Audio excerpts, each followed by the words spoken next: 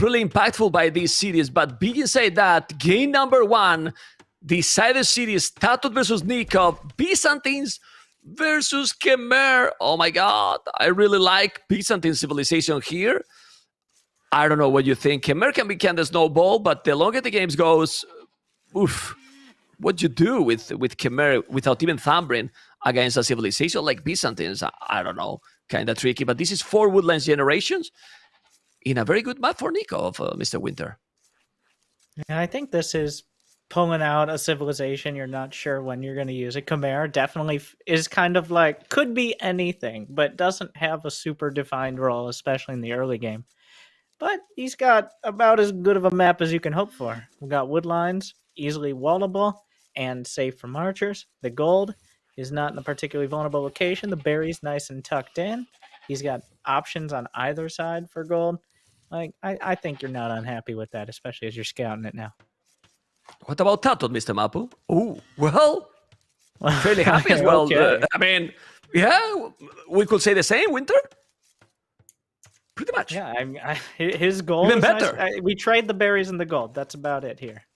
Yeah. The wood's a little bit of a different layout, but still very defensive. He's even got a second gold in that nice little back corner there too. So I wouldn't be surprised if both of them just want to sit back and build up, but I don't think games are really defined based on the map generation. Occasionally you'll get the tower rushing sort of players who see an opportunity. Nah. Tower Ressa sucks. It's the first step is acceptance. Okay, wait, no, that's the last step. There's an amount of steps, and I'm glad you've made it this far. No, I mean, okay, he almost lost it, but it was fine. I mean, when I talk about the towers, it's in an ideal situation, but we all know that the towers are a big risk, are being nerfed so heavily. Like, you can put them down really easily, and well, yeah, it's not a real option, or it's too tricky right now. Being with Byzantine is a little bit better because more HP for those towers, but still. Anyway, come on, Ostrich. Yeah, don't lure like me. Okay, now let's see what is gonna be the opening, because we see 2 villages on wood only for Nicov. Is walling a little bit. Nicov has been playing extremely smooth in some games. Then he need the consistency, and I don't know what is going to be, and well, let's see. You think that's more of a civilization, like a more comfortable with certain civilizations thing? That's a big part of the game. At least, I have a lot less played than either of these players, but I think there's still comfort civs. Like, there's the civilizations that play a way that you're very comfortable with. Like, you maybe like to go archers or knights or something, and if that isn't the direction you can go, it's a lot harder to be consistent. I think that affects some players more than others, and I won't pretend to know which ones. But like in StarCraft, there's a reason that you have players who only play a single race, because the skill set required for, you're playing the same game on the same maps, but it's just such a different skill set when you're more melee or economy focused as opposed to like a early micro type of player. Do you think Age of Empires 2 specifically? It's I mean, it's a tricky question what I'm going to do, but I will make it. Do you think it's more complicated, and that's why maybe it's attract less people, because 39 civilizations you need to learn. There's a lot of mechanics, like it's kind of harder to get into a top level gameplay in Age of Empires 2. It's a big question, obviously. Part of it is like StarCraft 2 is a newer game on its face. Like it's a lot closer to Brood War, right? Like 1998, 99. Age of Empires 2 is a timeless one, but it does take a lot of investment to learn the game. StarCraft 2 is a very stressful game. It is a quicker game, so you don't have to commit as much time, but that could be a downside for a lot of people.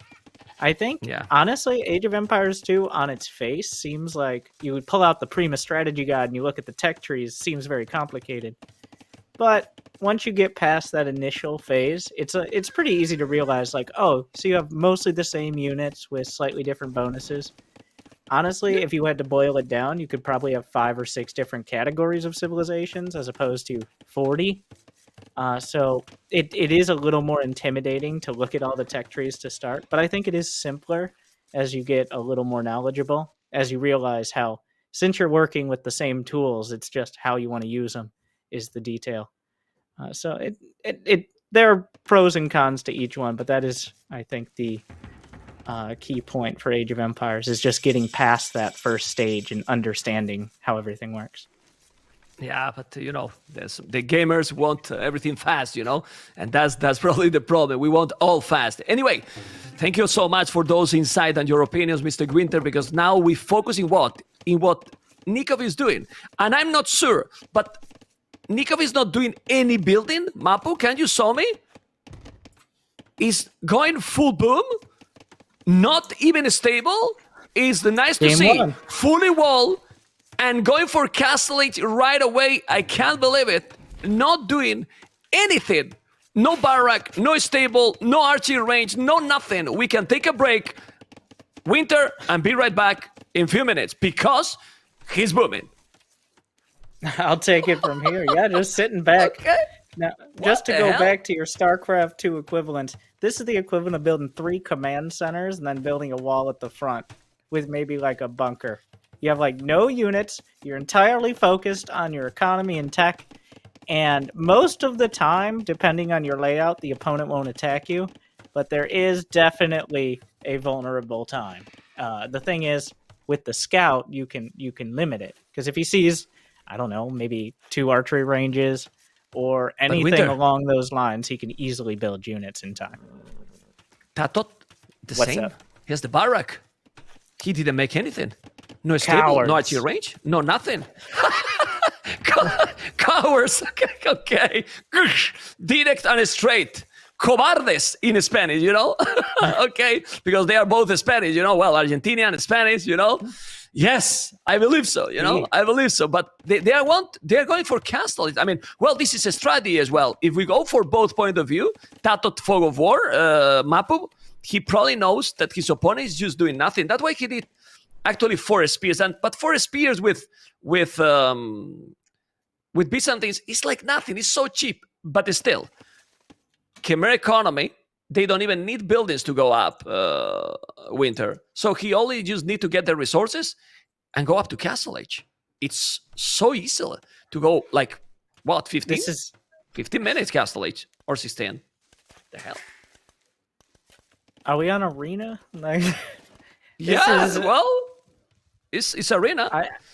Who do you think's favorite in Castle? Honestly, I don't know these civilizations well enough. They both feel like a Castle Imperial Civ, so neither player uncomfortable with that idea, obviously. I think the Byzantines have no, I'm not confident saying like which one is better in a straight up fight, because it really does depend on what unit compositions they want to go for. So what do you think about any Castle Age fights? In my opinion, if Nicov is going as smooth as it looks, look how fast he's going to go Castle Age. Villiers forward, Siege War Shop, and full Scorpions. Scorpions that get 1 extra range, and then he's doing double stable. So send the knights from here, go for Scorpions. Tell me how you stop that. That combination being that fast in Castle Age like he's going to be. Look at this transition. 16-minute Castle Age, and you go with Scorpions. Like, even if you are not going forward, you make the Scorpions at home, he will need... Well, he's doing a tower. Well, if he's doing a tower, you know that Nicov is just going for one TC, first tower of the day. He's defensive, but still.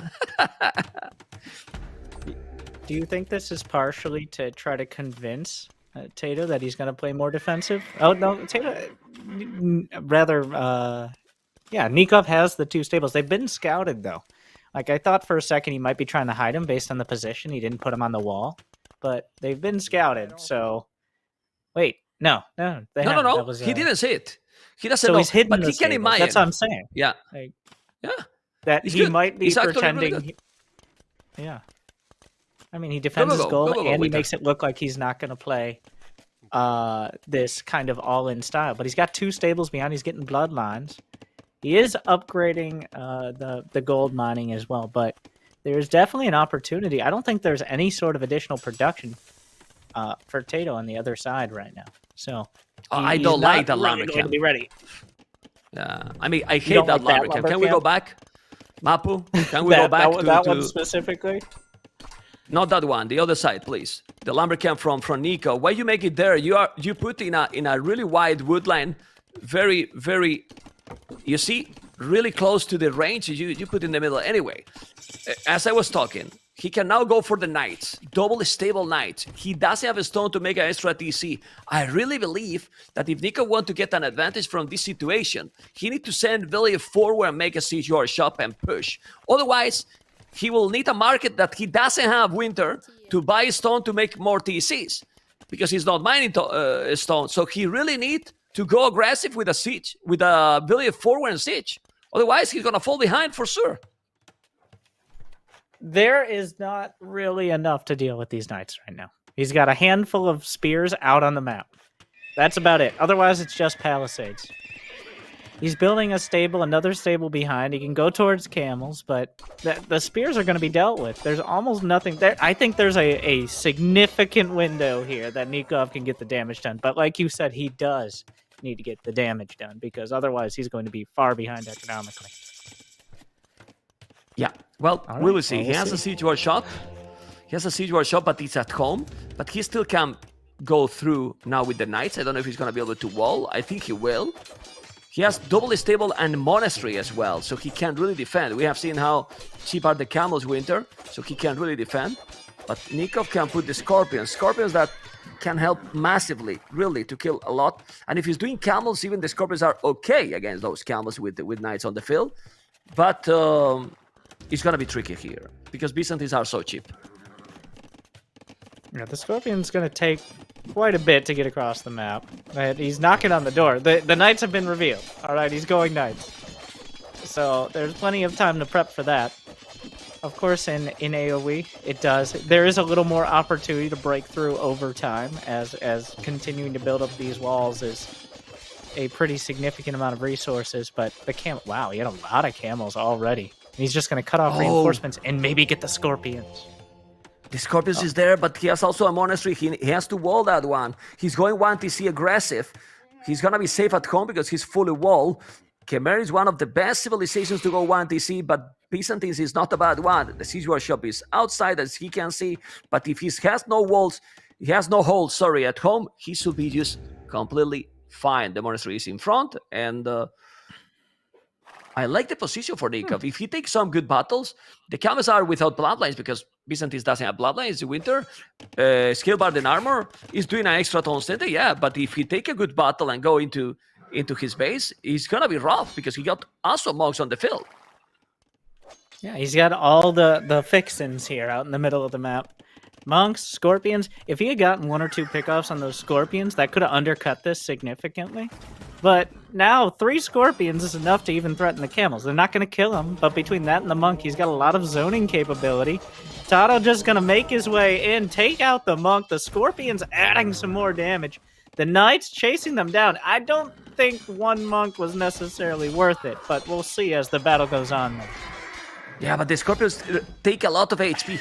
They really take a lot of HP. And here, what Nicov need, if he's really going to keep going with 1 TC, and this is what he's going. And look at the thing here. Tatoh, Winter, 2 minutes 33 seconds idle TC. He has 2 tone centers. So what? Nicov is still ahead in village production. I mean, all these kind of things are just, well, very, very important. Adds a lot. Scorpions keep going, and if he's adding more monks, has good army, and he really needs the +2. Husbandry now on the field. The +2 for those knights is massive. Really, really important. Redemption! He's going with the monks to convert the scorpions. Whoa! Redemption to convert the scorpions because double siege workshop all in, Mr. Winter, and we wanted action, we're gonna have action. Double siege workshop, he's gonna spam, but redemption is massive here. If he can take the scorpions, oh boy. I have never seen this, and I've never seen redemption really used, especially in the Castle Age. It feels like one of those fill-in-the-blank upgrades in Imperial, but I guess there's no real option to deal with the Scorpions. There's so much zoning here, and Tatoh has to know he has a decent economy, though he is bleeding out a little, as obviously the Siege Workshop is going down. Some conversion. Oh, he's converting the Scorpions! It's happening! The King of the Desert controls the Scorpions. But he convert back the knight. Let's see the battle. He need to be careful. The Scorpions are there. He's gonna take the battle or not? You have to be careful. Okay. I mean, this is a big battle. Look at the score. And he's taking the battle without under the TC. Also, look at the Scorpions. I told you in the start of the game. He's taking the game. It's over. Look at the army now. And Nicov is taking absolutely everything. I said in the start of the game, Knights and Scorpions is the way to go. GG Cole. Nicov reaction in the camera. Oh boy, what's happening here? Damn. He looks surprised that he won. That's what he looks like. Whoa. Well, I mean, we need to see the reaction. Freezy, we can see the reaction back because those are the moments that we really want to see. The reaction for the players, and he played this really well. Winter, amazing execution by Nicov, honestly. I thought Scorpions were pretty good, but they're much better than I thought. Like remember, one extra range, Winter. Oh, yeah. Well, that made... I don't know if he needed it. The damage was so good on those camels. Yeah. I think diving on the first monk was pretty rough. But what is the answer then? If redemption isn't the answer, if camels aren't the answer, what is the answer? Towers. And I'm not joking. No, war towers. What? I mean, Byzantine's war towers is what you need. Couple of towers and a mangrel yourself at home. Nicov is taking absolutely everything. Let's see. I said in the start of the game, Knights and Scorpions is the way to go. GG Cole. Nicov reaction in the camera. Oh boy, what's happening here? What is this? Winter, what is this background? Where are you now? Okay, he's in the swimming pool, guys. Winter is taking, a chill break. He's relaxing. Is really relaxing now. There's a lot to think about. There's a lot to think about after that. What do you think about what happened just now, Mr. Winter? I think that the King of the Desert appropriately should be decided by who controls Scorpions the best. I think right now, so far, that is pretty consistent. And I'm excited to see the Khmer have a coherent Castle Age strategy that I can definitely steal. It does seem like there are some details there, like he was able to go straight into Fast Castle. But at the end of the day, there was no answer. Maybe the towers. Maybe you're right with the towers there, because it seemed like he tried several things. It didn't work. And I'm telling you, towers, and maybe instead of camels, probably full pikes. Let's go, because the pikes are cheaper as well. The camels are cheap too, but we have seen that the camels are not the best against the Scorpions. They just died instantly as well. Anyway, still, first game has been for Nicov. This is definitely, a long way to finish this series. But now, a lot of potential, strong civilizations. And it's weird because Nicov, Khmer pick was his first choice, Winter. Yeah. He had a build, obviously. I wonder if it was his first choice, like knowing he wanted to do that strategy and it's very strong, or just to lock it down before Tatoh could. But I wouldn't be surprised if we kind of go down the line. Vikings next. If he's comfortable with them, wouldn't be a bad pick at all. Vikings are always good. I like Vikings. Maybe I played too much Empire Wars, but Vikings economy is just insane. No, Vikings economy is just fantastic. I mean, they are very dangerous, but they are not having a huge success in this KOTD. Because of how the map it is. Because Vikings usually, if you wall, the economy just kick off there and kill everything, because he's so strong. But he has a lot of raiding. And then the Vikings doesn't feel that comfortable in that situation. But we have Britons versus Vietnam. Whoa. Vietnam is kind of counter to the Britons, Mr. Winter. If they can go longer, Imperial skirmishes, try to deal with them. What is this Imperial Age you speak of? Well, I guess we've tasted it one time. Well, so we far, don't see. These maps we are don't just see so Imperial. Open. That's true. Well, Britons is still very, very solid. And let's focus on the scout for Nicov, Mr. Mapu. We will check the map later, because Nicov is going for the lane. He has the TC, and he's finding 2 goats, which is very important, Winter, because Britons, special bonus to get those 25 faster. Look at the Vietnamese. Yeah, they can see the starting position at the start of the game. So he knew exactly tactical laming here. The I don't know how often the Civ is picked for that purpose, but it definitely feels like a bonus. And there goes 2 of the goats. Tatoh gonna be conspicuously absent. Not quite in time If he's taking, to stop the elephant. but if he's taking the other 2, it's huge. 4 goats. Oh my God, he's taking 4 goats right there. So he's taking 400 food. He's basically taking an elephant, but with the advantage that is the bonus Britons get in the early game. That's really good for Nicov. I'd be massive, I would say. Well, that Yeah. was pretty lame. He got 4 goats right off the bat. I think Tato's going to figure it out pretty quick. He's going to realize quite quickly what has happened. He knows he's up against Vietnamese. I truly, what is the recovery? What is the fallback in this Ostrich. scenario? What can you even do? Ostrich. You just push the ostrich. I mean, yeah. Britain has been played 24 times in KOTD 4, Mr. Winter. That sounds That's like quite a lot. A lot. Yes. Is that the most? I don't know, Probably but close to we it. could compare how many times has been used, for example, Vietnam, and we can have an idea. I don't know if we can have that one. The win rate has been showed before, so we can show it again during the series, the win or during this game. The win rate, if we got it there, we can show it again. Those statistics, they are amazing, but it's almost 70% in favor to Vietnam. So He's off to a good boy. start right now. Yeah. Yeah, well, we can check the map now. He's pushing the ostrich, and let's check, for example, Tatoh map, Mr. Mapu, and see what Winter think about that map generation, because he has one wood in front, and, well, he has one at the back on the right side. The goal is starting to protect, but doesn't look like the best map for Tatoh. It's not amazing. He's got kind of like I feel like he got cheapened out of a wood line or two with the lakes here, unless he wants to go fishing. But nothing particularly easily walled off. But the gold can be protected by the forward racks here, and he has other options for gold if he needs it. It's not terrible. I don't think you feel super uncomfortable with this, and he's going to be taking the initiative with. Is this just a straight up drush here? It looks like he's walling everything. Because, oh my God, look at under the TC. I mean, he can get as fat as me, Winter. Like, seriously, man. Yeah. I mean, and Poofy is going to be Poofy, Nicov, too. What the hell is that? Look at that economy under the town center. Damn. He's got, what is that? Like 800 more food ready. Close to it. And the militias from before even touching Tatoh, a farm. Militias from Tatoh are useless. Oh yeah. Wow, this is Nicov has come prepared for this series, it seems. And right now, Tatoh, like, this isn't going to do anything. He built militia, which is not an insignificant investment, especially when you're down 4 goats. So now what? What are you going to do with them? Oh, Explore? He didn't find it. He didn't find oh my God! Oh my God!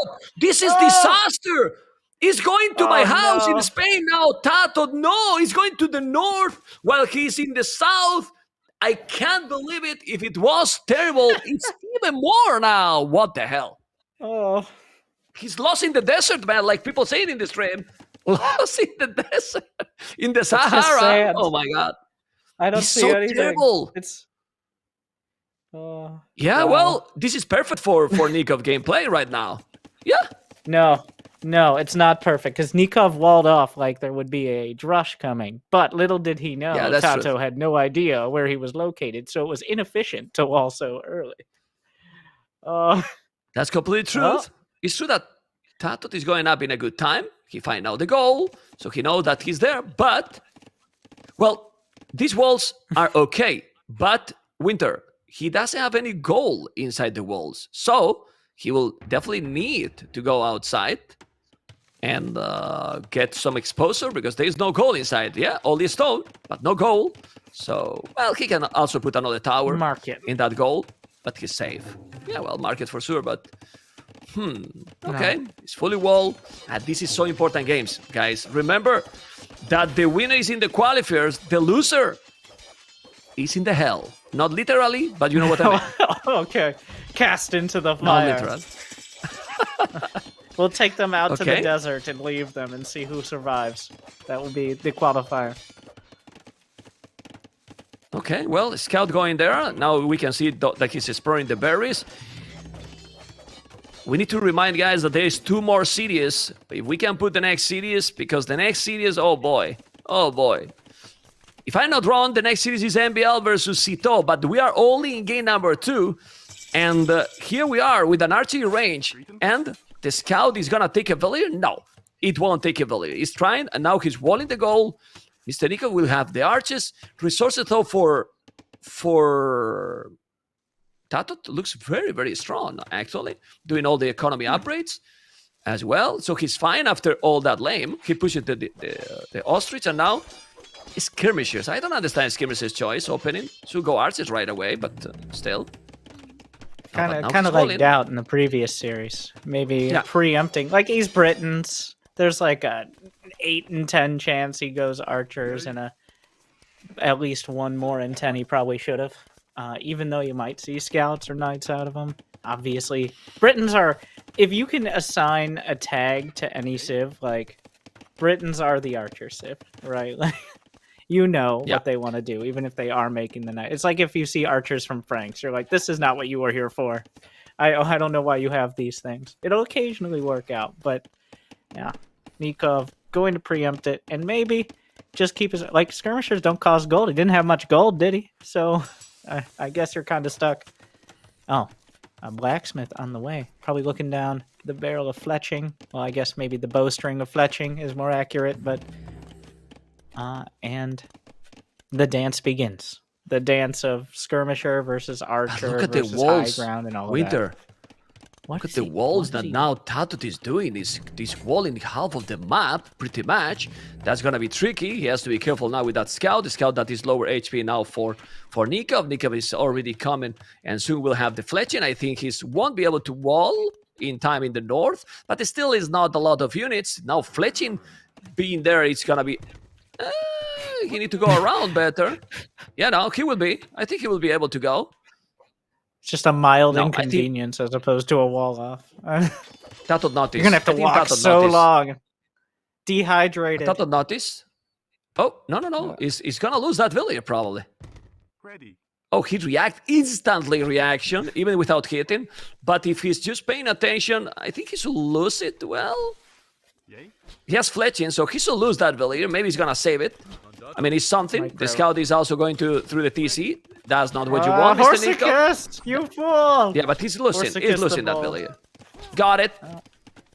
Well, worthy trade. He was blood for blood. Yeah, it was paying attention to that while he's doing the market, and now Nicov is gonna make again probably market abuse, but I don't know if it's gonna work at this point, to be honest, Winter, because right now he doesn't seems to be very, very close to go up. But obviously, if both players are going to use the market, the one that is using it faster, man, look how sneaky Nicov want to be. Oh, he cannot see it. He cannot see it. He cannot see it. Well, it was there, but now he noticed. Yes, he saw it, but both are using the market at the same time, almost. Whoa. Well, Nicov a little bit faster. If you check in, that's the statistics, and now he's trying to kill a villager. Man, they are trying to go for the fast castle. Not feudal aggression at all. Oh, that villager's stuck. She's just stared him down. And it... Oh. Yeah, but you know what I'm surprised? Yeah. I'm very surprised that they made the fletching for so little army. Both players going Castlich right away, pretty much. Yeah, let's go. Go. I think it was a will they, won't they situation. Like, they both saw archers and skirmishers, so they both have to prepare for archers and skirmishers, and then it ends up just being, like, 4 units, so... You can't be stuck without fletching if they're just rallying archers across, because you're going to just continue losing, right? So it feels like kind of a necessary upgrade if you want to not just lose the archer fight. Yeah. And they both end up at castle at the same time. Okay. The thing here, Winter, is we have Tatoh with 34 villages, Nicov with 37. What that means, Tatoh idle TC has been quite strong for the timing that we are in the game. That's a hole in that oasis because he's open and he's going with some archers and skirmishes. Yes, there's a hole and he's gonna get inside and then make some damage. One village is gonna be down. There you go, and this is massive again. Nicov is taking the important lead. Military numbers Tatoh got more, but he's gonna be so behind in villages. Oh boy, he's behind 5 villages, and now he's not able to counter-attack because Nicov is on his base. He's trying to go, but he can't. This is looking good for the Argentinian, but not definitive. Yeah, looking at the start, I thought those were some awkward wood lines there. Little did I realize that's how awkward it was going to be as the archers and skirmishers slipped through the oasis. 5 villagers, 32-37 going into castle seems like a pretty significant deficit. And a lot of time wasted on his units and his villagers running away, chasing this down. Bodkin for Tatoh, and then Nicov with elite skirmishers, Bodkin, and getting his town watch. Yeah, what I don't understand is why Tatoh picked that wood line. He has another on the right, a little bit farther from the TC yet, but there is no pond. It's fully walled, so he should be fine. Now I like this one, because even if the scout is there, with those skirmishers, he's gonna kill the crossbows. He's doing a good one, but he's bringing knights on the field. Tatoh is trying to go now more aggressive, sending the knight, but he's killing all the crossbows. Those skirmishers with +2, even if he's losing some of them, he's fine, Winter. Because now, you need to relocate. The problem is, when you sell your soul, and you sell everything to go up, yeah, you cannot make TC, and they go, oh my god, he's taking all the units. Also at home. But Tatoh is coming with a siege warsaw forward, I believe. Right, Mapo? On the left, on Nicov base, that's a siege workshop, almost 100%. Oh, man. Now is Tatoh the one who is going all in, Mr. Winter. When you lose that many villagers, and you know you're even on castle, you're even on upgrades, I don't think it's a bad call here. Getting the knights able to win a fight and cut down a bunch of those early skirmishers, so he's got map control and he's harassing the wood lines. So you know which direction Nicov isn't looking? Towards the siege workshop. So when the mangonel comes out, it should be mostly uncontested. I don't even think there's a stable for Nicov, and if there is, there are no stable units. So there's no easy way to close the distance on the mangonel. Well, and what Nicov needs now is a monastery. He has the skirmishes to counter. He just needs to convert 1 or 2 knights, and if he converts 1 or 2 knights with the skirmishes he has, he's in a perfect position to defend. Let's see if he's gonna make it, because as you mentioned, the mangonel is coming, and now Nicov needs to react. Let's see if he's gonna react. He reacts instantly, okay. But he's in problems right now because his woodline, both woodlines are being harassed. But he's doing the siege workshop. You know what is the problem? He has no wood right now, Nicov, and Tatoh is trying to punish this situation. Still, skirmishes are covering this woodline in the south, but if he's doing a mangonel, we'll be fine. The problem, I don't like the siege workshop choice. For what I was telling, he has not the resources. He's gonna make a mangonel there. He's trying to go for the goal, but if he's getting knights there, your mangonel won't kill anything. The knight will take the mangonel, Winter. And that's a big problem here for Nicov. So let's see what he's able to do. Damn. Yeah, when your opponent is hitting you with mangonels outside your base and they have knights, it does seem like a curious choice at the very best. Because they're always going to have more mangonels than you. You're losing your resources and your mining and your villagers. And they aren't. They could just keep making the same things. And it's going to keep going better. He gets the mangonel shot. Ooh! Does he delete it to make sure? Or Yeah, I feel that he deleted to make it sure. But I told you, he needs a monastery. The monastery is the call here because now those knights are going to be +2. It's 7 knights. But 7 knights with a +2 and a mangonel is going to harass Nicov military. He did the siege workshop, which is nice, but he got the mobility with the knights. And with the monks, you convert a couple of knights, Winter, and you are completely fine. Right now, he will need an insane micro to do the job, which is gonna be really complicated, but he's trying to do it. Now he's trying to kill those, but the problem is he's got... Oh! He deleted the mangonel! What? He deleted the mangonel Tatoh for nothing! What was that? And now the knight... I hate those deletes. He deleted the mangonel for taking... What is this? Oh my goodness. Okay. But he's still attacking. That was a power move right there. A real power move. that was probably the only scenario where Nicov gets out of this is if he has the mangonel advantage and can actually push these back. Because the Knights could almost just beat the army of Nicov on their own. Yeah, for sure. Like I said, Britain's not known for their Knights, but here we are. So Nicov just doesn't have the critical mass. He's getting close enough that the mangonel is going to hit everything, including Nicov. He's repairing under the TC. Yeah, but no resources. He's under the town center. He's now gonna lose all the Knights. He's not gonna lose all the Knights. He has to be careful because Tatoh is going all in. He has to wall the wood line. Oh my goodness. He need to wall a little bit more. He's not walling. Oh my god, he walled in the last second. And now those archers still walling everything, but he's still attacking. And this is the price you are paying for abusing with the market. They are trying to go all in, and I insist. For me, the siege was the problem here. Imagine if he got here, Winter, 2-3 monks. He's fine. You know? Yeah. And he's still fine. After all this, he's only 2 villages behind and double the army than Tatoh. What the hell? You know, I'm pretty confident in saying that deleting your own mangonel is probably not an ideal strategy. Hitting a few more skirmishers. I mean, he still has a mangonel. We'll see if he goes down the same road again. Oh, he's looking for the shot. He's killing all the units. So close.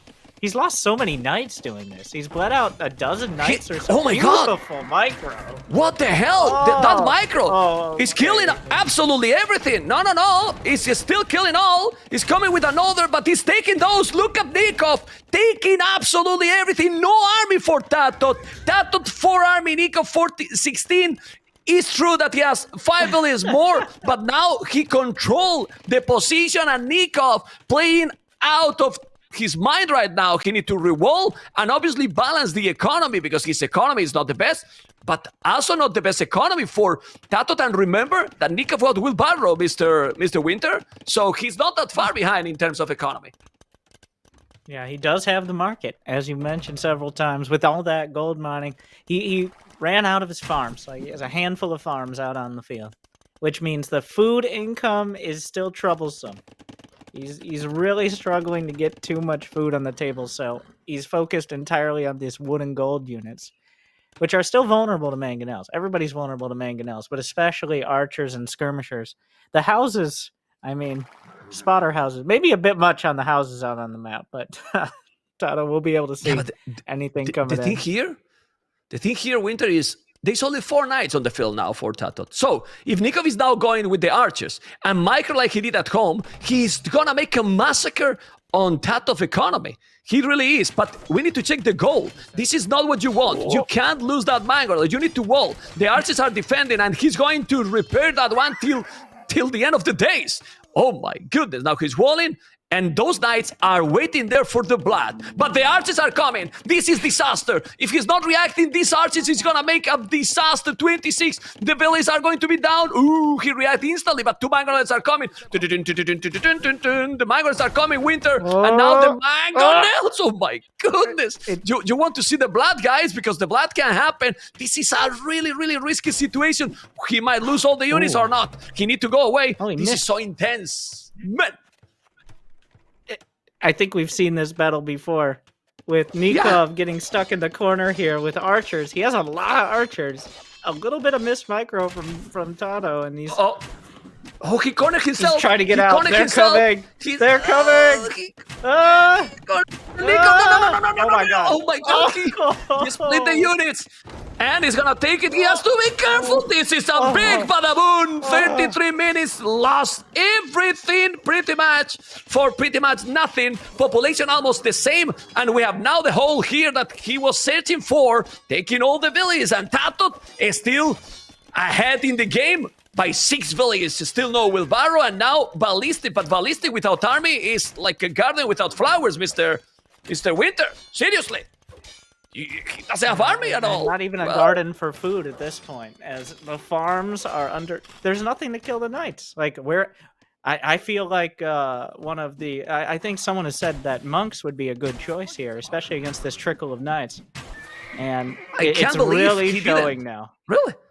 I mean, 2 monks here, he's safe and killing, you know? And not a single monastery. It's incredible, in my opinion, that there is not a... Okay, a guy in the Mangonel now coming. Now he's 12 villages ahead. And Nicov has played some good moves here. But in my opinion, very, very stubborn with the gameplay. A Monastery was here the gameplay for sure. I mean, the siege is being not even useful here for Nicov, Winter. And also don't know what people think in the stream. But Monks here was massive. Really. Now he did a good job with the Mangonel. Okay, just to shut up me. It's kind of just, it's going back and forth. All the games today have been back and forth. Both of them are struggling to close it. Like, they get into the enemy base, and things start to break down very quickly. I know there's a lot of details there, like dealing with the town center, especially with the archers, all the siege weaponry. But neither of them has been able to really lay down the damn... Oh, that Mangonel! Beautiful! That was a good one! That was a good one as well, okay. Oh, I'm sorry. Extra Don't go center. Mangonel, said Memb. Nicov here to show you. He got... That's why two he has to be, Mangonel right? kills for none. Yeah. Okay, the game If keep going. nothing else will inspire him, proving you wrong will definitely do so. So... Nah, but Here I we still Whoa. convinced. How you stop now that? With Mangonels, those many knights and 3 mine. Well, if he's having an incredible micro, then maybe. But this is 10 knights coming, 3 Mangonels. He's gonna break that area very, very easily. Handcard for Nicov, great upgrade, yes. But you need to stop those units. And it's not gonna be easy to stop. Not at all. So many knights, so many Mangonels. It's open. Those villages are going to die, you know, like really, really fast. Yeah, man. What is this? Walls? Okay. He's Well, a little late. Like, a little late. Just a little. Those villages are in the hell. he Still knew. 14 villages He behind. knew TC that's that not is good. not going to be up. But Oh, this is bad. disaster now from Nicov. He's gonna lose pretty much everything. Oh, maybe Oh, not. what a shot. No, he's losing all the Mangonels here. Now the TC, village and the TC. Nicov is not paying attention. Guys, this is the 1-1 probably. He's gonna keep going. He's cleaning actually the army. But He keeps not dying. All right, you keep expecting him to lose to a dozen knights in his base, but somehow, even up to we're at 40 minutes. This game feels like it's been both 20 minutes and an hour at the same time, and it just keeps because going. there's a lot of aggression all over. But the problem now is that Nicov can't counter this. It's now kind of impossible. And as you were mentioning, sometimes the non-expected strategy it was bring you the win. You don't expect to see Britons with the knights, and he's going full knights the whole game, and he's winning the game. Yeah. What? They got 2 for 1. I think he deleted one to GG. get the radius. But... GG Cole and Tatoh put the 1-1 here. Well, I'm still convinced. I know, guys, sorry if I'm a little bit repetitive. I really think even double Monastery here is the play, man. He got the crossbows, he got with ballistic, a lot of crossbows. You convert few knights, and it's a snowball completely. But the game was definitely really, really, really nice to watch. And, well, we can check here the statistics. It was a very fun game. Amazing. Yeah. The map was terrible for Nicov. Go map to the map. No. Return the map. Please, Mapu, let's check the map. Do you have to prove one person in Twitch chat wrong? Is that why you're doing this? No. But I want to see the map. No, it's okay. The map, if there's... Yeah. He took all the wood here. Remember that we are in 40 minutes. You know, if we go to Tatoh map, please, can we go to Tatoh map?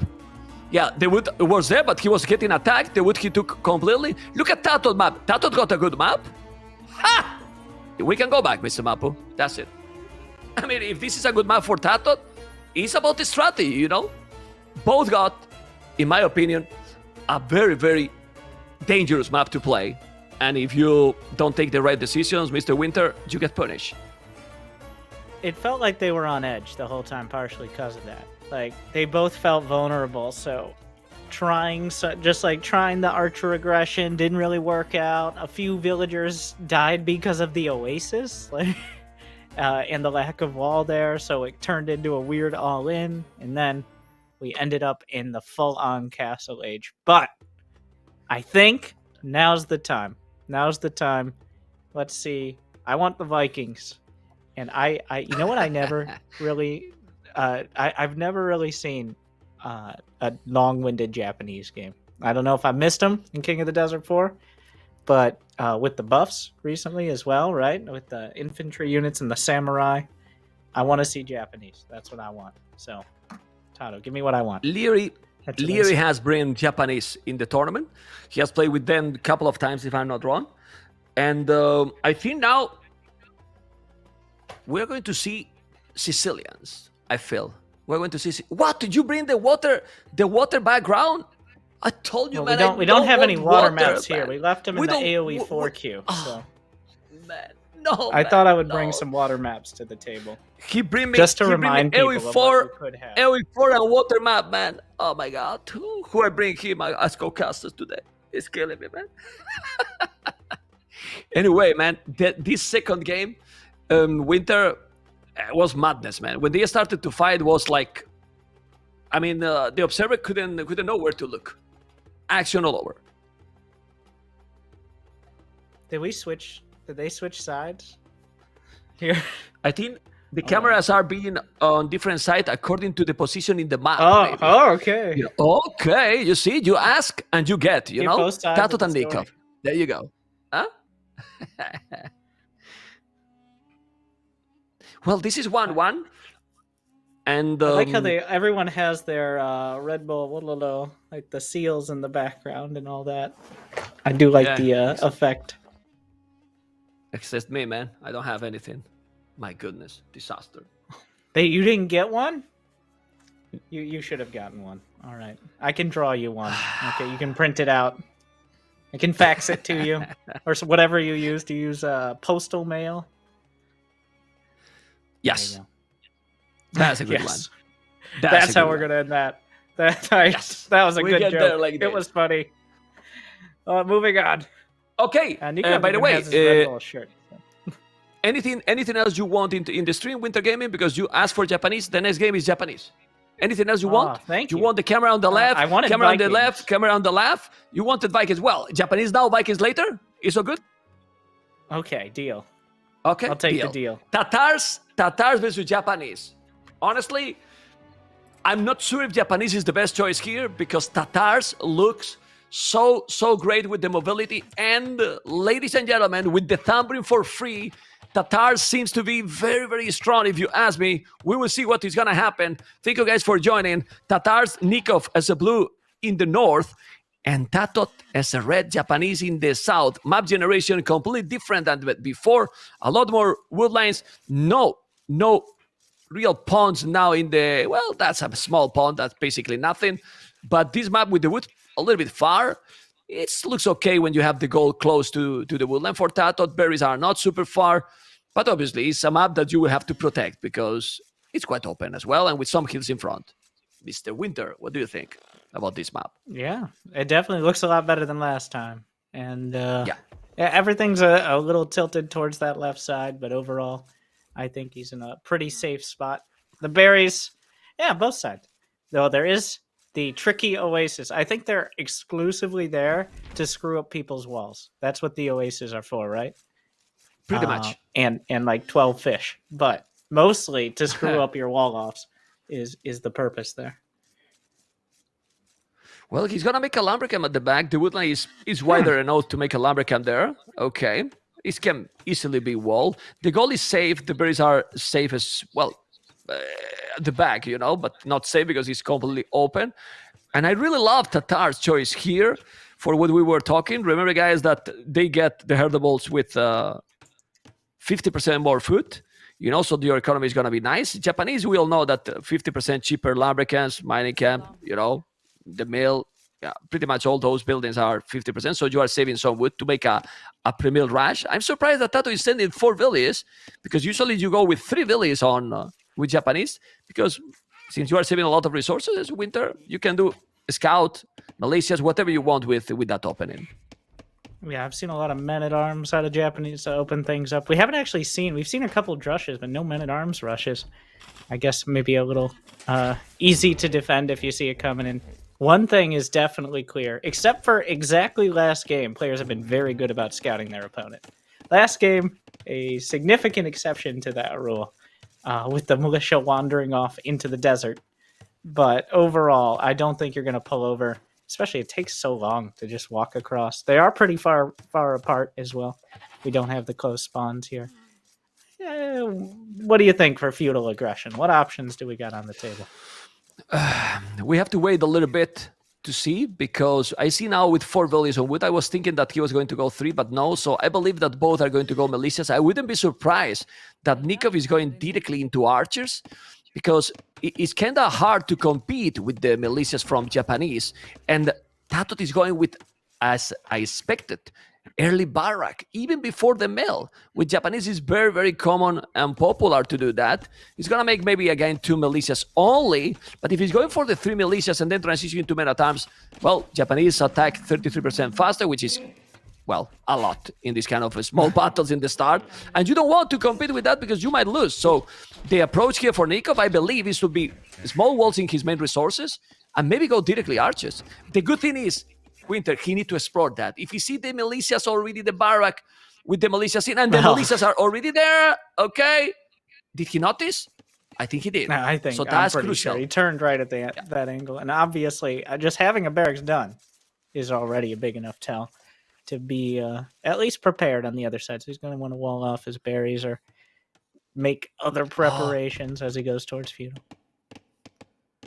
Oh, where's he going? What is he doing with those 4 villages? Is he going into the lumber camp that was already walled off? Gonna create... Oh, the king of the true king of the desert is unhappy that any early... Okay. It's not an ideal wall off. Oh.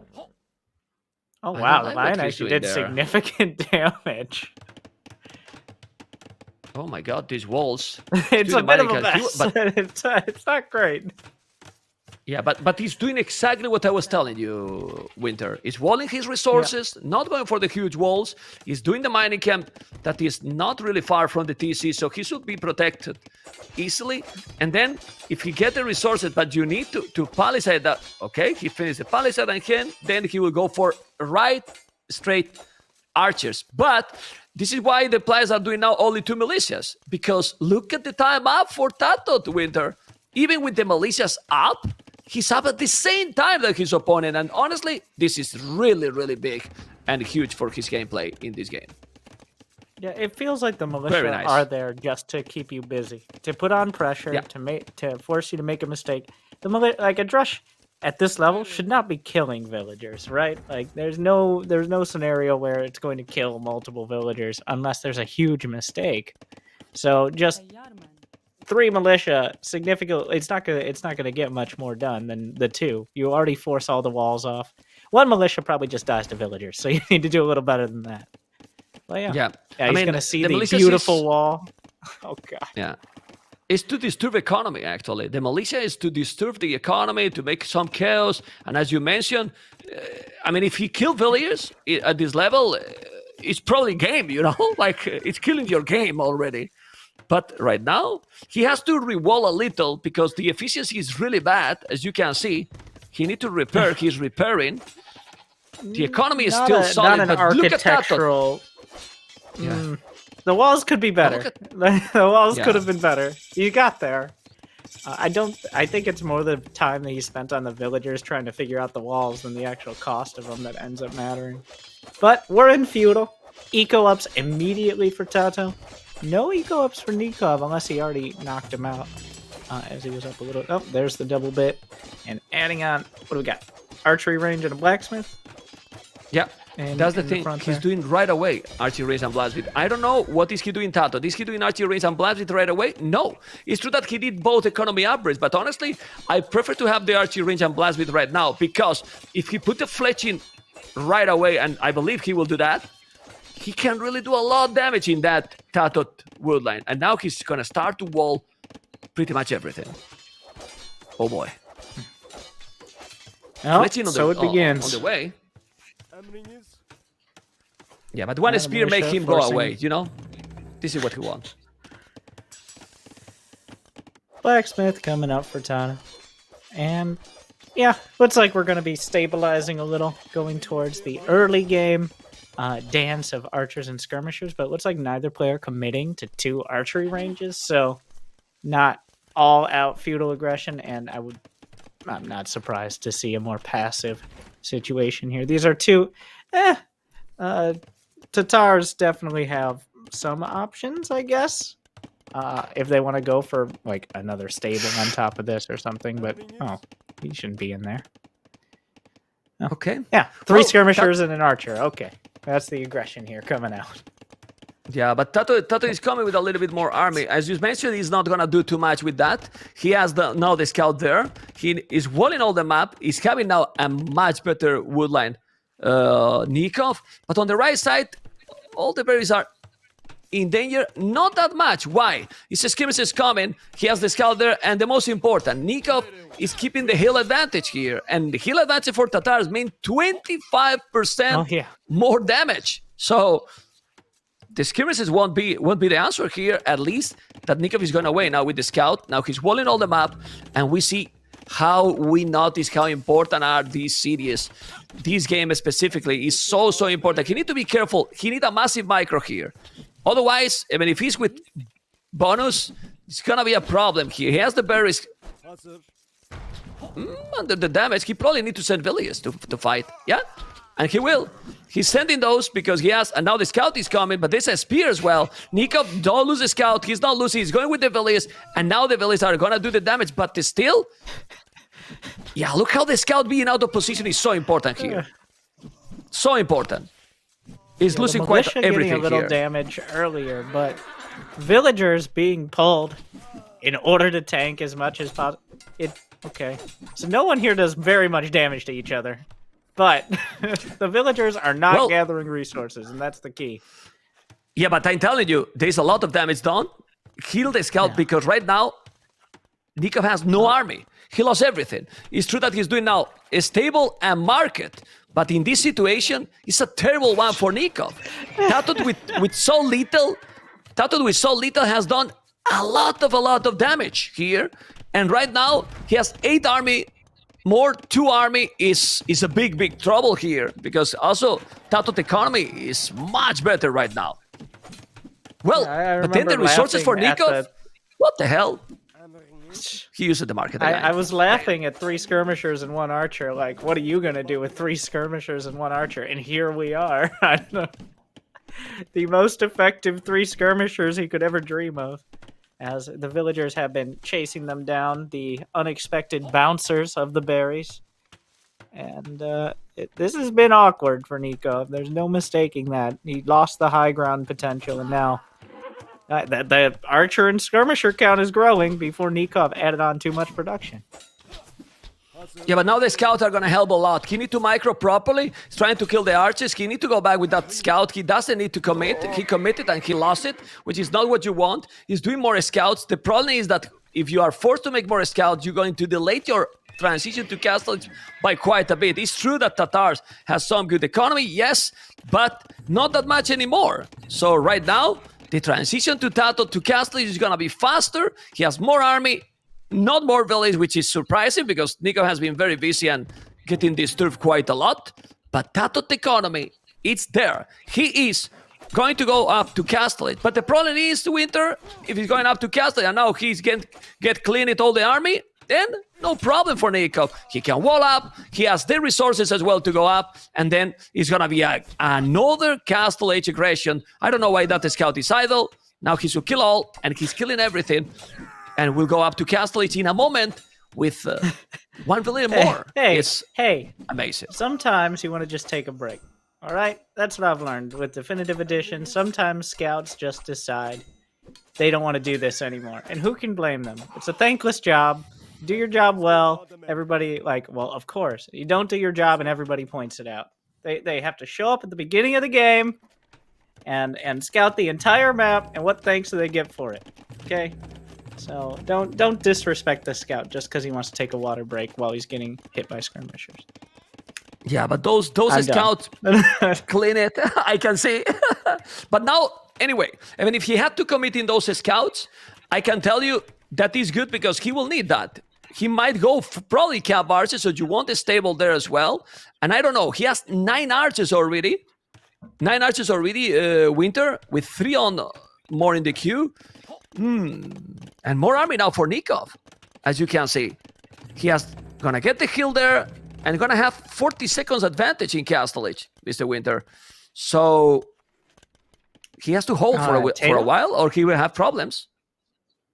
Yeah, he's got to survive the crossbow transition, does Nicov. He is a little slower on the castle. Neither player, once again, as they've... That's an interesting stat. Average castle start, so we're pretty much par for the course here, maybe a little later. But everything coming in for Tatoh. He's got the bow saw. He's got the bodkin, the crossbows. I assume the same thing. Well, what are you doing here? What is this? Ooh. The micro here.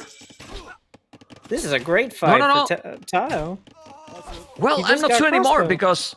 Yeah, but if he's not taking a bigger advantage, then it's not that big advantage anymore. And remember that those archers from Nicov has Thumbrin already. Even if they are not upgraded, they get Thumbrin instantly. So they are shooting well, and this is good for Nicov, I was telling you, because with a lot more numbers, Tatoh is not getting any advantage, and now he got the crossbows here.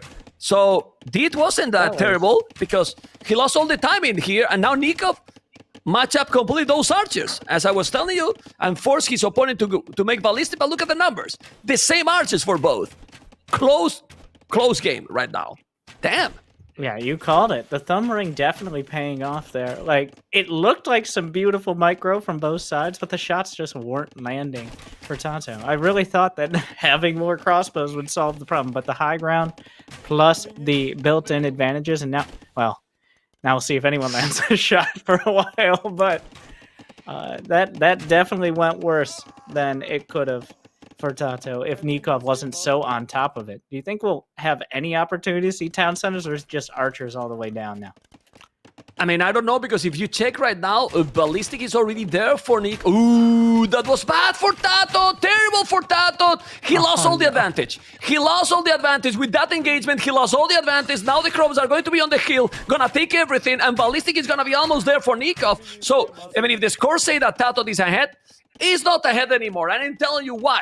Because he has to invest all those resources in Thumbrin. He also doesn't have the army numbers anymore. He's now behind in military, and then Tatar's got the hill advantage, Winter. So, in a similar situation, definitely better for Nicov. One thing that I also want to point out is that Tato's gonna have +2 armor, while Nicov, I don't know if he forgot, not a single upgrade in his archers. The defensive one can be tricky here. Oh my god, he's fine. Just don't get hit, but good luck with that, especially now that ballistics is finished up. He's maintaining the high ground. I think he just has to... If the Tatars ever get it, you're not getting it back, especially after losing so many archer fights. He's getting elite skirms. That is something, but he needs them with his archer. Like, at this point, with the Tatar archers, a few skirmishers are not going to turn the tide. You need at least everything you can put on the field right now. And there's... a siege workshop.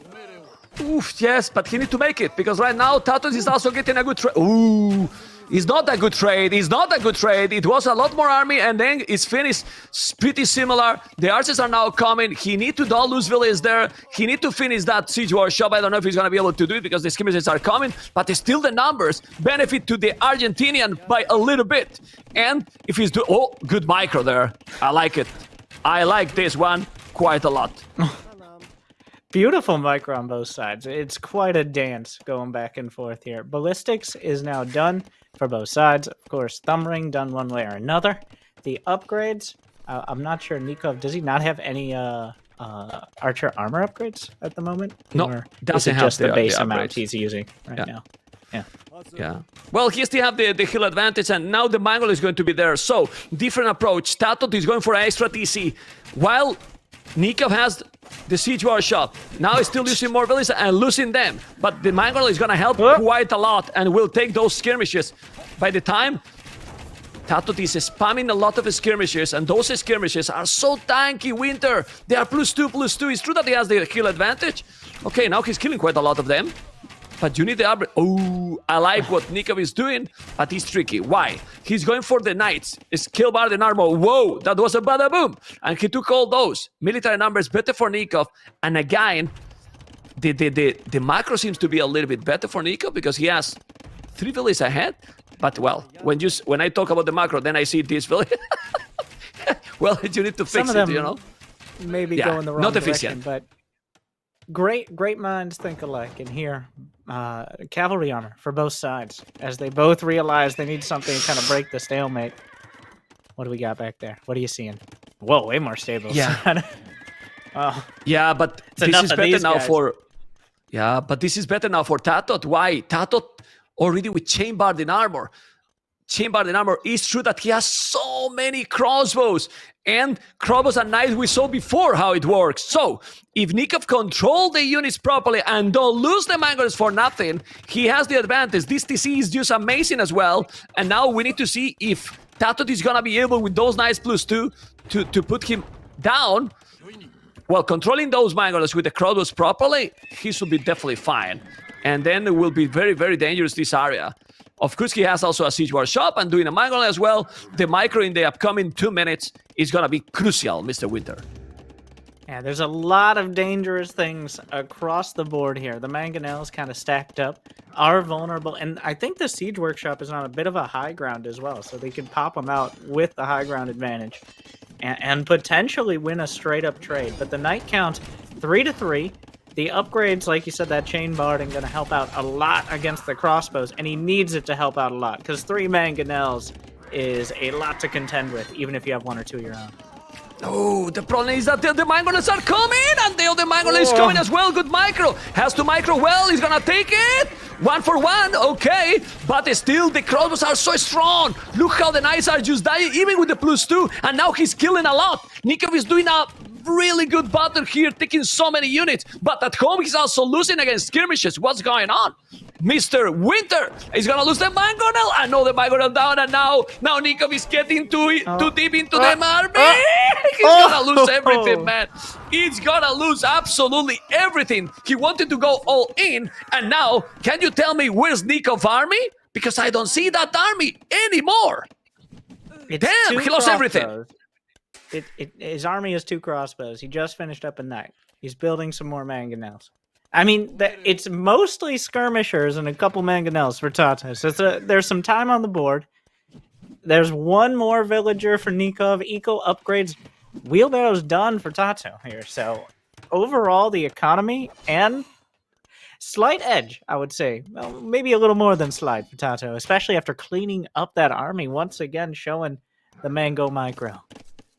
But he also cleaned himself, because Nicov, when he lost all that match, he should go by with his army, in my opinion. He went full in, which was a kind of risky choice, and now he's gonna try to raid. It's true that the raid with the skirmishes shouldn't be so dangerous. The problem is that he's also sending few knights, not too many. 4 knights are now doing bloodlines, but imagine if he's going now full knights. He has 22 farmers, but it's true that Nicov has 28 farmers as well, doing 3 TCs, and honestly, Nicov is still in this game because his macro is being a little bit better than Tatoh. He need to focus and not lose more villages. Ooh, those 2 mangoes coming is dangerous, because now Nicov is still also doing more knights.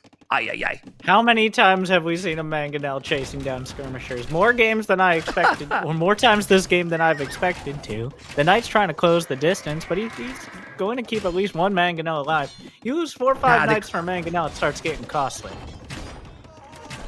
The crossbows are doing an amazing job against the knights. Now the mangonel is fighting. He has to be careful still. Still, the game is still getting closer and closer. Crazy. And another TC. The longer the game goes, he need to make obviously the economy upgrades.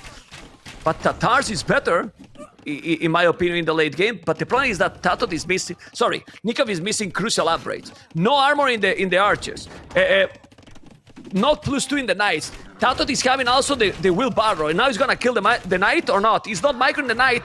Okay, he did it. And now killing quite a lot of units. It's still incredible, and under all this aggression, how Nicov is ahead in village, Winter, I don't know. How? Well, it might have something to do with 3 town centers pumping. I know Tatoh is on the other side, but he is focusing on the micro. He's been doing great micro against the mangonels, but he's starting to thin out. His units are starting to thin out. He lost, what did he have, like 15 skirmishers? He's down to 4 against 15 crossbows now, and even on the mangonel count. So here we go again. Here we go again, and now Nicov need to go back. This is a big battle. The outpost is there. The crops are coming from behind, but there is 4 Toncentes. If he protect those units, he will be okay. Now is another Mangle. Heal advantage for Tatoh. Big battles incoming. Mr. Winter is gonna take the battle. Let's see the units. You need to shoot. He deleted and took it. Oh, no. He got it in the last second, but now he's taking the Knights. Yeah, the reinforcements are not in the good position here for Tatoh. Now he's going back. The Mangle is going to be bye-bye. Oh my god, good micro here by Nicov. Again, and now that Mangle is gonna help. Great game so far. Population exactly the same, but Tatoh is also having the stone to make a castle, which is gonna be so important if he's doing a castle forward. The archers still coming, and I don't know what is gonna happen in this game, Mr. Winter. Damn! The crossbow is getting chased back by a mangonel in deeper to Nikov's base. Knights are streaming through a gauntlet of houses and everything else. Crossbows heading across the map. I'm not even sure where on the map that was, but they're going somewhere else. There are knights killing villagers that are transferring some of the empty mining camps. Mangonel getting out-microed by skirmishers, not prepared by the villagers out of the TCs. In the middle of the map, crossbows are heading every which way. Knights are finally dying inside of Nikov's main, and it looks like we're gonna calm down for at least 2 or 3 seconds. For at least 2 or 3 seconds, right? Well, there is not more countdown anymore, and we keep going with those army that is still on the hill, unable to clean that one. And castle in the middle of the map, another mangonel lonely in the middle of the desert. That mangonel shouldn't be there ever. Come on, Winter, what is that mangonel doing there? Now going back with the crossbows, and in this position, Tatoh seems to be in a position to dominate and win the game. And I'm telling you why. The village difference is not big, but the army now is insane. 41 army, resources are getting there, and what is the most important here, 30 farmers already stable for Tatoh, who is taking the game. Whoa! Tatoh took an amazing game, an amazing game, and Nicov felt that it was over. Honestly, he could keep going, but if you check the resources, Winter, Tatoh was dominating here with, look at that economy going. Wheelbarrow as well, no wheelbarrow for Nicov, and was constantly raiding. I think Nicov lost his first attack, and from there, the game can snowball for himself. It was hard to tell exactly what was going to happen. Both these players struggling to do a coherent attack, like where you put everything together and you just win the game off it. Because we saw the Mangonel push. He didn't need to go into the siege workshop with 3 Mangonels, did he? But he went for it because he smelled blood in the water. But there's not much water on Arabia, and it ended up just being a bait, as he ended up losing 3 Mangonels to just 1 or 2, and that turns everything around. Yeah. And then the Mangonels slowly trudge across the map, and the army supply starts getting ridiculous. 2 to 1. Yeah, we could see that it was looking closer than it was really. Tatoh was really ahead in that position. The economy lead was very important. So in this situation, if Tatoh is winning, who they are going to face, guys? Do you remember in the chat? If Tatoh is winning, who they face in the next one? Well, I don't remember either. I'm not asking to you, Winter. I don't want to tell myself. I want to see if the if the players remember. You know? Twitch chat's gonna come up with it quicker than me. Yeah, they know, man. My Twitch chat. I'm sorry to say, but my Twitch chat is special. You know, I don't say it's better or worse. Just special. You know, that is one way to put it. They're very unique and have a lot of strong opinions, and you got to respect those opinions, even if they're factually incorrect.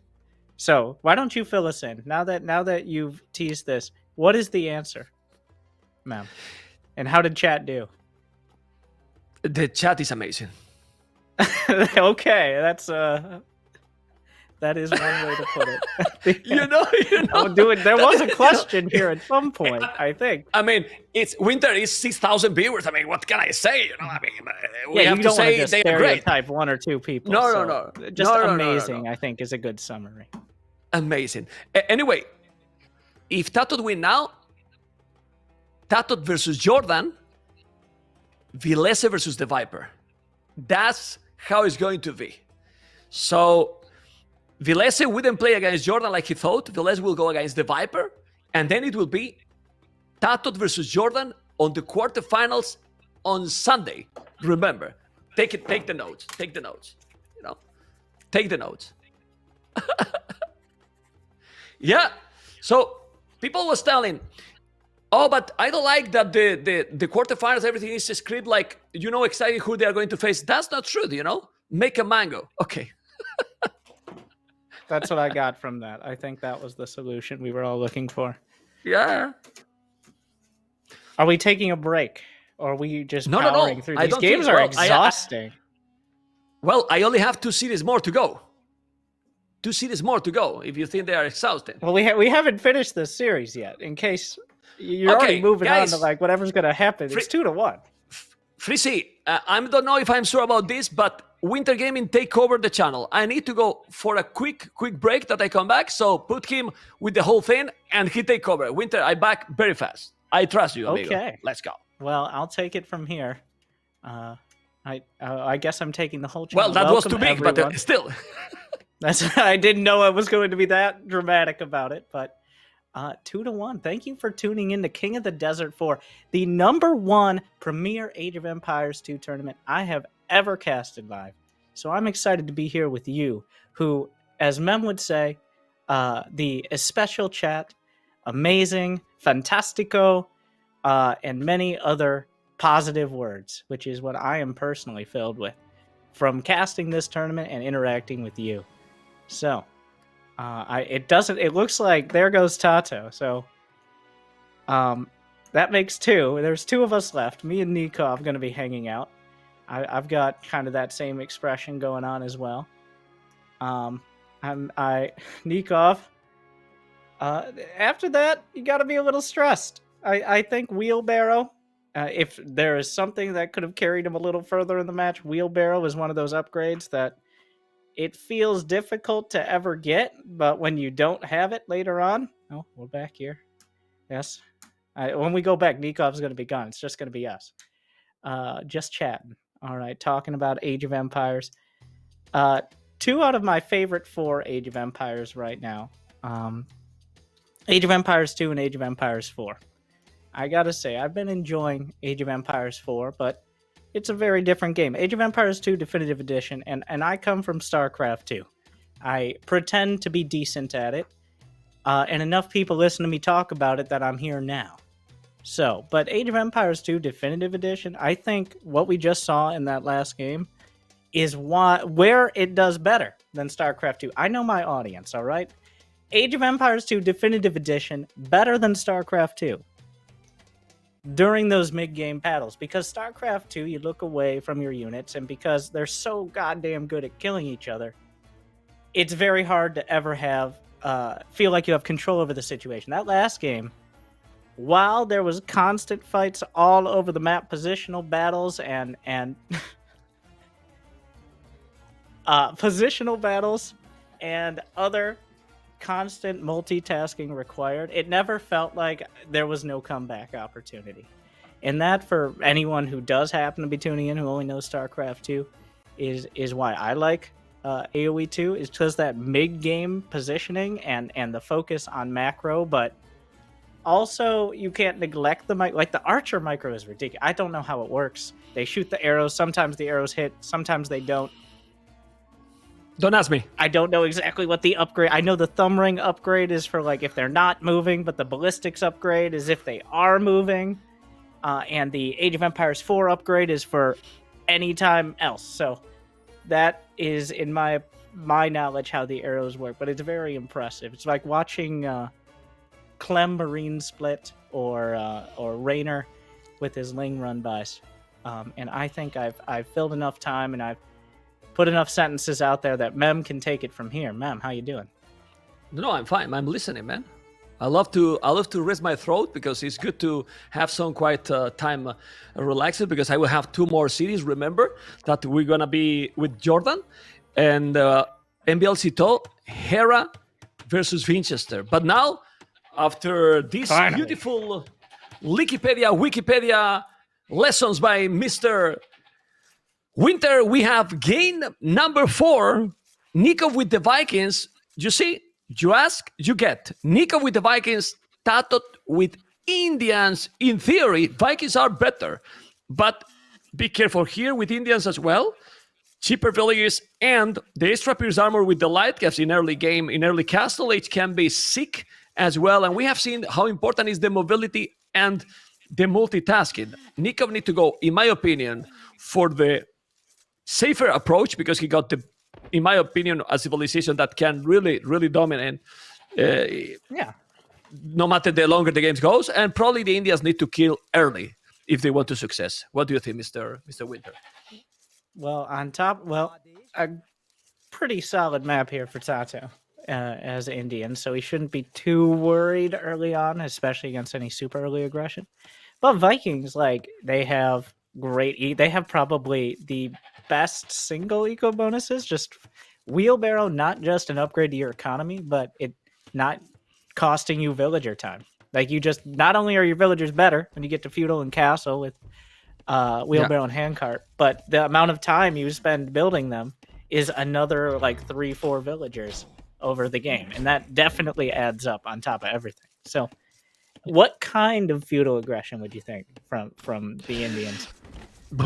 It's very complicated. I think if they are not going to commit that much, they will try to go as fast as possible to castle. But about the Vikings economy, I think a good nerf will be that, okay, let them get wheelbarrow and handcart for free, but let's make them to that, like, they have to research, like, they don't get automatically. So are you just reach talking about age? nerfing Vikings? I said, how do you attack with Indians? You're like, you know what would be good to nerf Vikings? I don't because you cannot really attack a lot with Indians here. Like, the Vikings got now 20% more HP in the infantry, you know? So you really need to nerf the Vikings economy because So if not, it's a disaster. Like, how you gonna make damage here with Indians? Seriously, Towers. with the scouts, with towers. Okay, you learn. Finally, you got into the meta for the game. Towers. Yeah, you're over Exactly here. what Like, what I he was needs to asking, do, you know? he needs to go to the devs. He needs to get Vikings nerfed before the end of this game. Start a patch, restart the game. Vikings have to research wheelbarrow. It's fair. All right. No, but seriously, now jokes aside, Winter, if we go to meta time aggression, you can't compete with the Vikings right now. He's going for it, you know. So maybe what he wants is just to go as fast as possible. Obviously, if you attack as quick as he did in the previous game and create the chaos on Nicov economy, then that's gonna work for Tatoh. So the timing is probably the answer here. You have to be as fast as possible, Winter. That's what I think. Otherwise, So a drush. if you are not, like he's doing, like, so quick here, because you can get still the timing up with the Indians cheaper villages. It's not a big deal. Then sending 2 militias, annoying.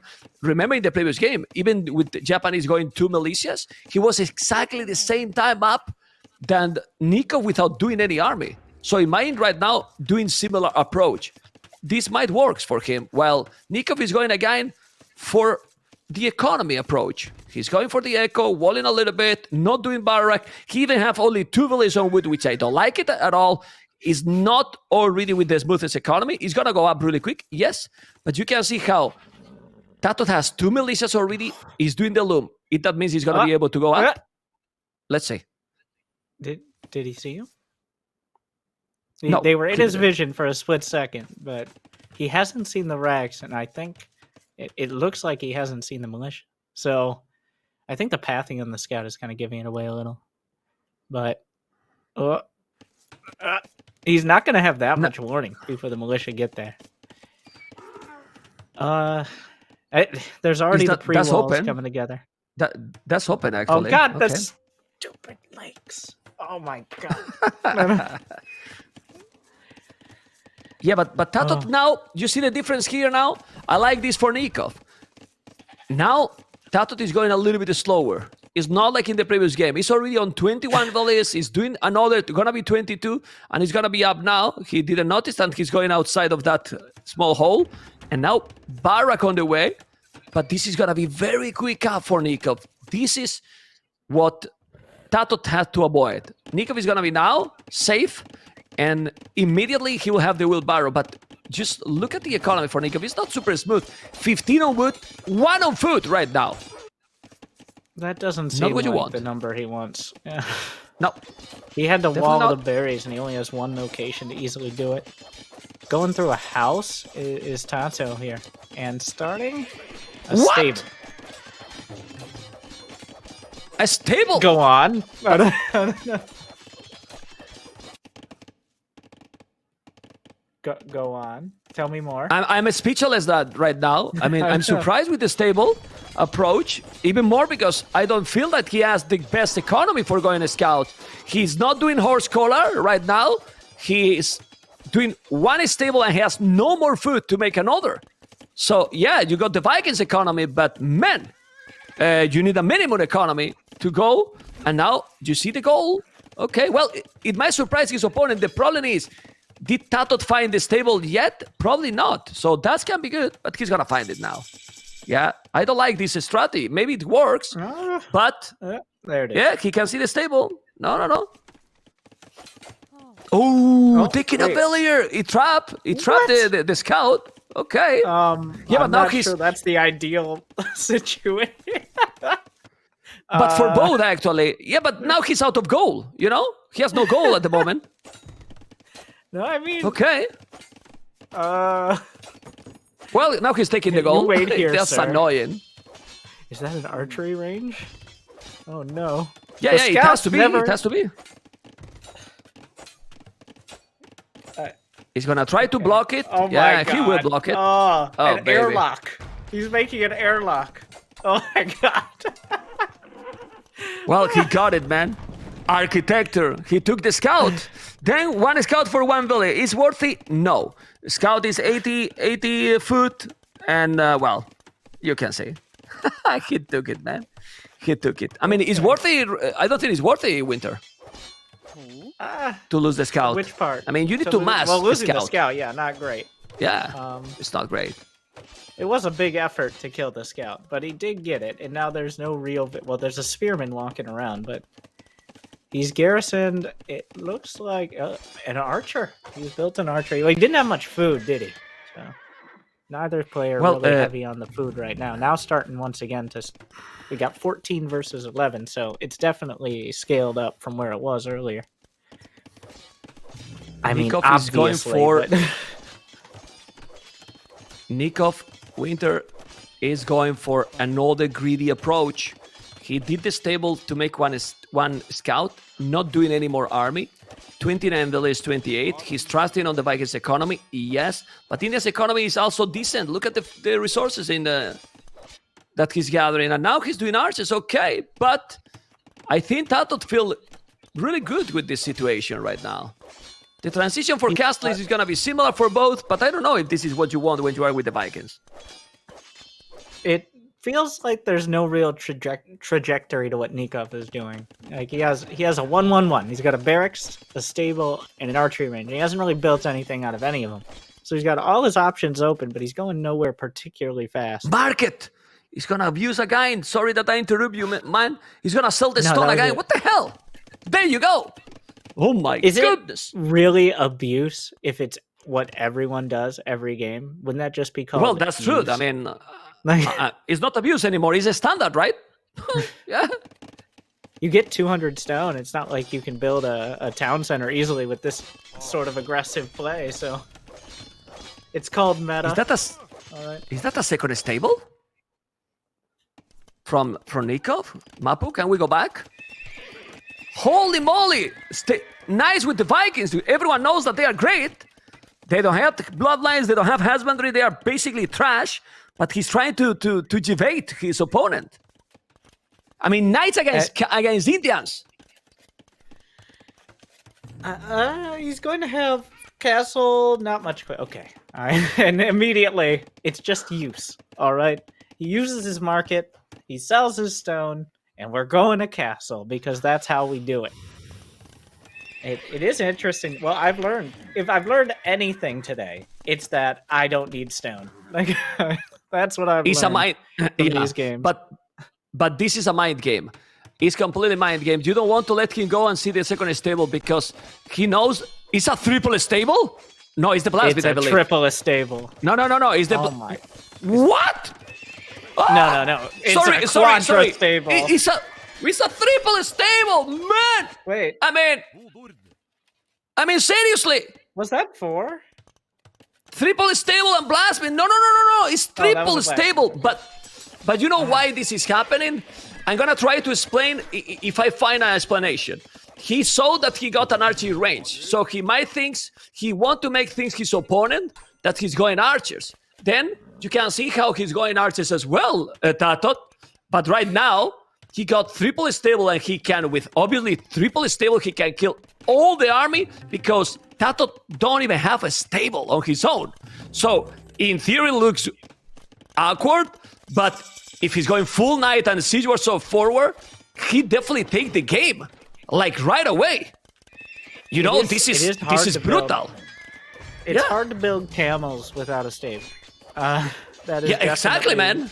It can be epic, actually. He's got and his Vikings economy with handcard. Oh my god. Surprise! The knights are coming. Here comes the knights. Surprise, amigo. Now he's gonna make probably monastery. No, a stable on his own, but it's not gonna work. How many stables he need now? Oh my god. This is gonna be insane. He needs siege anyway. I'm sure about that.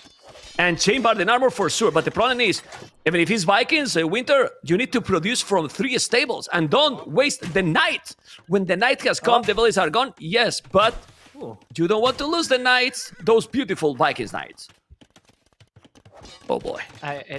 Vikings, at this point, I don't think any civ is known for anything anymore. Siege We've seen Workshop. Britons with knights multiple times, Vikings going knight. I'm starting to think knights are good. That's really what I'm taking away from this. Just if you can get knights, you should probably make knights. And right now, Tatoh, he's making camels, but camels don't do that great against knights unless you have the numbers, and it's not like a 1-2 that the camel wins. It's just a solid, slightly cheaper counter, right? So Scorpions. Scorpions 100% win rate today. All right, so like the Khmer. Is that open if he's breaking this here? No, he has to be careful. The villager is gonna be down. Not really. Now he's explored the siege war shop. He's gonna make a siege war shop on his own. I don't know, but this is getting so damn interesting because now he's going all in Nicov.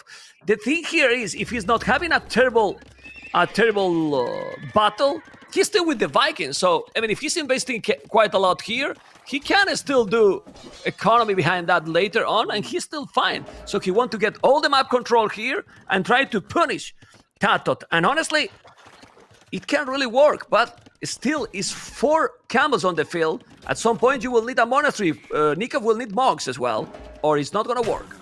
Second siege workshop. Oh baby, that's not gonna work now. I think monks were needed. Build. Oh my. Yeah, well, there's that the was monks. optimistic. You have to be careful. Need to delete that one. Now the Mongol is coming. Okay. Redemption. There's no redemption. Sanctity. Okay. Oh wait, no, But that's delete the Sanctity. siege workshop. was Delete excited. that siege workshop. Don't be a stubborn. Oh no, the Mongol Gonna is coming delete it now. with this Mangadao. Real power. But now move the again. Mongol is gonna die. The Mongol is gonna die. Oh my goodness. Okay. This is terrible now for Nicov. Or not. Oh my god! He killed all the crossbows! He fucking killed all the crossbows in the last moment! Oh man! What the hell? What the damn hell? That was a brutal moment for the game. He took everything there with the Mangonel. What the hell? Damn! Sorry for the screaming, but good thing I wrote down these notes before the game. It seems to be working out. The Mangonel. yeah. Okay. Okay. That was a good one. Now he's chasing. But as you mentioned, the camels in numbers are great. But there's no numbers here for Tatoh.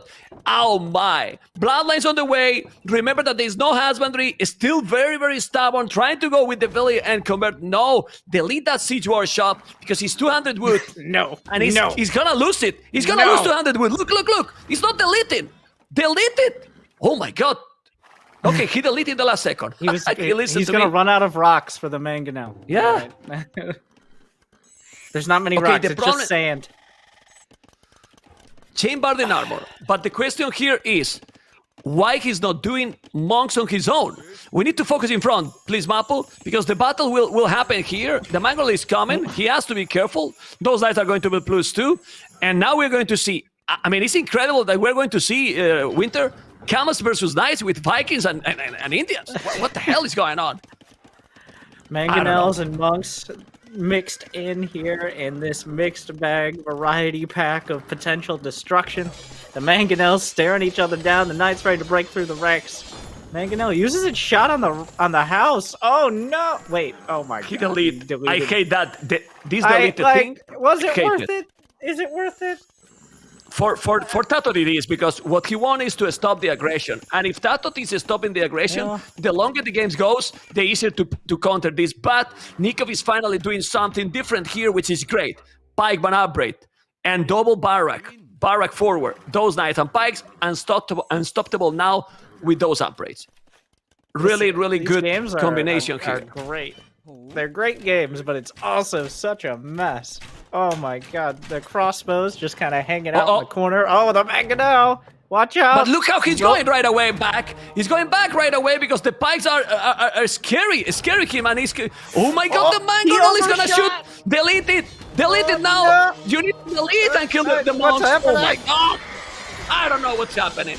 But those camels gonna take everything probably. This battle is insane. And Nicov was trying a strategy that is not working, but he should go full Pikes right now. He is still with the same villagers, and don't give up now, Nicov, because the score now is tricky. It's a lot of more units, but you need to go back. He has Vikings economy, remember. It's the same village, but he need to put all Pikes. I mean, I was telling you, the longer the game goes, the camels will make the damage. It's bloodlines +1/+1. Those Knights just disappear from this world like it's expected. But now, let's see how many Pikes he will have, because he need a lot more Pikes for. So he's still on 1 TC, and now full Pikes and probably 6. Now with those Knights, he's gonna kill the crossbows. Go in front to see. No, the Pikes are there. Need to be careful. Yeah, but remember pretty that light on the eco upgrades as well. So with hand cart versus no wheelbarrow, the economy is still it's still a decent position here for Nicov. That could have gone better. That fight was terrible, but it's not over yet. And not deleting that Pike. I mean, delete that Pike. Come on. Anyway, Villiers is almost the same. Now he's doing a town center. I mean, if there's a civilization, Winter, that you can't come back from these kind of battles, this is the Vikings, actually. You know? Because you have that economy, and look at the population. Population is getting closer and closer, you know? It's now 9 Pikes. He's getting, that's only armor level 1, but he's going to have a pretty quick. A town center in the front as well. There's only 1 town center for Tatoh here. He's getting his woodcutting upgrade as well. So going to catch up a little bit economically, but it comes down, how much does Tatoh commit? Does he go for the attack? Because both players throughout this series, whoever attacks, really, especially whoever attacks first, but just in general, has really struggled to make progress. And we saw that here this game as well. Nicov trying to kind of push into the base and ending up caught out and slaughtered. It's Tatoh's turn now. Now it's his turn, and now those camels won't work like before because the Pikes are here. The Pikes will dominate. Remember that those Pikes, they have 20% more HP. He's gonna try to kill the monk. He's gonna kill it. No, he didn't. And converted, because remember that those monks are with sanity. But now he's going away with those camels, and the population is still very, very close, Mr. Winter. This game, it's for anyone still. Even if the score looks like ahead, it is still okay for Nicov. He has 2 villages more, and now he's starting to make more army, and Nicov knows. I think the players ignored the score, actually. They know that the score is very tricky, and I like that a lot. They know the position, the situation in the games right now, Mr. Winter. Nicov, he's out if he taps out here, right? So, you don't need to try unless you're dead. You're down 3,000 score maybe, but you're literally, this could be your last game of the tournament. You don't tap out just because you're a little bit behind. And of course, he does have the ability to kind of slingshot ahead later on with those eco bonuses, and he has a decent defensive army. He can no longer put on pressure on a Tatoh. Well, we'll see if he can hold. That's a lot of cavalry archers. A lot of Cavarsis, exactly. Even if he has the kill advantage, he needs also not only crossbows, he probably needs siege. Those Cavs are risky, but wall there, because if he's going in, oh boy. But now the knights will help quite a lot. I still think that he needs siege. Some siege here is now needed to counter those. Remember, no husbandry. I mean, that cavalry is just so slow. It's really, really slow. And even if he has the pikes, nah, this is gonna be a terrible one for Nicov. He's gonna lose absolutely everything here. GG, well played. Tatoh qualified to the quarterfinal. And after losing the first game, then he came back and did an amazing job. Whoa, what a series, Mr. Winter. What do you think? That was an incredibly exciting series. Neither player, I think, was perfect at any particular point, but they were so close to it. They were very close to knocking out the other player like 2 or 3 times each game. And that's what you want to see, right? In these series, you want to see the attempt to win the game, and then because the opponent is so good that it turns around. And the kind of seesaw, yeah, you can kind of see it there. Oh God, that fight did not go great. For Nicov there. Yeah, and a lot of counter meta. A lot of like knights from archer civs and other things like that showcased throughout it. A lot of counter meta, a lot of weird stuff, and let's see what Tatoh have to tell me, and then we will go back to you, Mr. Winter. Tatito is here for the interview, so Tatito, how you doing, amigo? Congratulations. All good, thank you so much. Bueno, enhorabuena. And now you are in the top 8 in King of the Desert. How you feel about that? I know it's recurrent question, but after being almost winning, I couldn't talk to you after almost winning Leary, you know? And after losing those series that you played, in my opinion, amazing. You know, I think you are playing one of your best, probably King of the Desert. I don't know if you feel like that. But after losing that, did you feel a lot of pressure for today, or were you confident enough? Well, for sure, like this series was important, but you said like the result against Leary was like really good. Like I was happy after the games, even if I lost, because I performed quite well. So I was confident on if I play my game, I knew I could win. And even the first game was a bit not very good. I think he played perfect though. So yeah, I was confident the whole time. Okay. I mean, I know that you want to watch me. Don't look at me. Look at the camera. I know that it's weird. The problem is I look at the camera, the microphone is there. Okay, we try. If it doesn't sound, I will tell you, because your fans want to see your happiness. Just don't worry. If not, I translate. If not, I translate. Okay, with hands and so on. Anyway, about the draft and everything, we have seen some crazy situation in the games today, because in the last game, you know that Nicov went 3 stables. Yeah, I knew it. Okay. I knew because I heard one, like there were 2 together, and then there was one at the back, I guess, because I saw only 2 knights, and then a third one appeared. So I knew it was 3 stables. It was kind of Linus because he also sold the stone before me, so I knew he was going to do something similar than the first game. Okay. In the first game, I was talking with Winter Gaming that had been the co-caster today with me. What you could have done better in that Byzantine versus Khmer, because he went full 1 TC, let's say. And then what do you think it could have been done better? You did Redemption, I remember, but what do you think it could have been better? Because it's very tough against that matchup. That combination, better say. I guess I was a bit... let's say that I didn't expect the forward, but it was kind of obvious as well.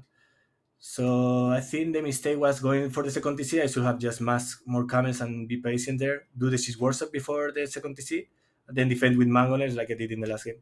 Just get 1 or 2 Mangolers to snipe the Scorps, and I don't need Redemption and just can go for... It's true like the Camera Scorps are very annoying to snipe monks, but I guess it was like just play full camel monk and try hope for the best. Still, it could have not worked, but yeah. And I guess another option would have been just play more aggressive in feudal, but I was a bit greedy luring Deers because I knew he was doing the same. And I guess his map was quite good, but I think I could have punished his map because he has the forward goal.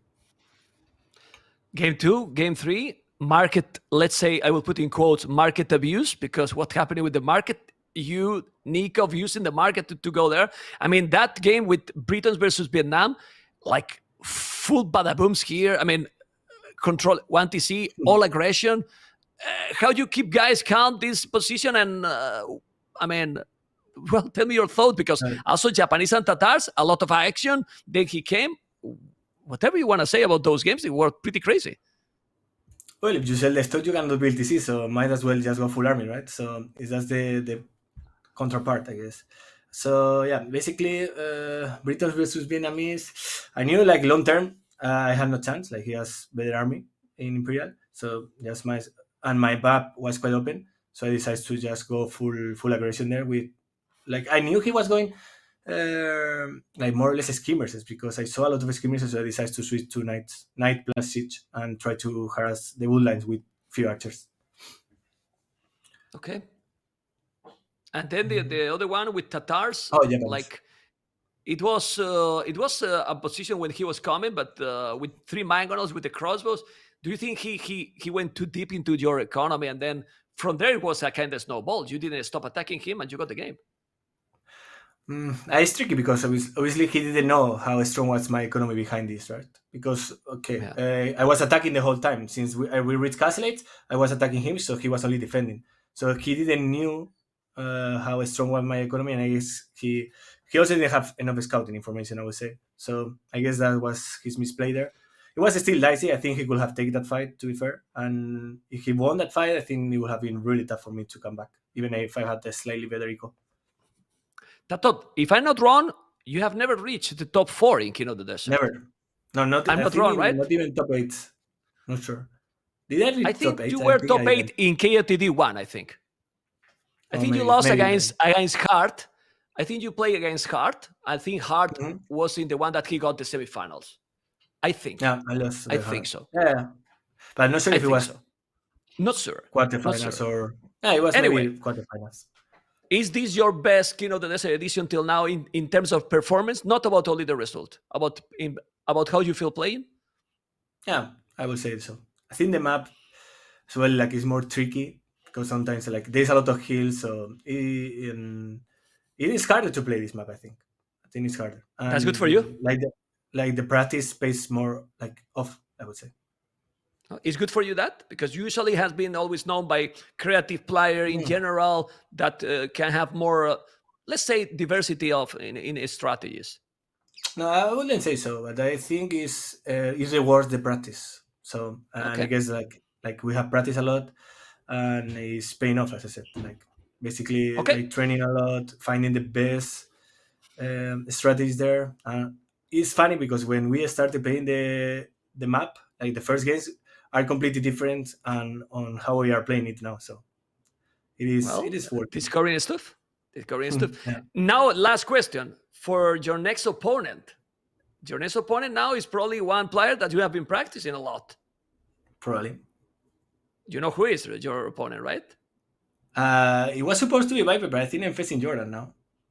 You are facing Jordan because Jordan, right?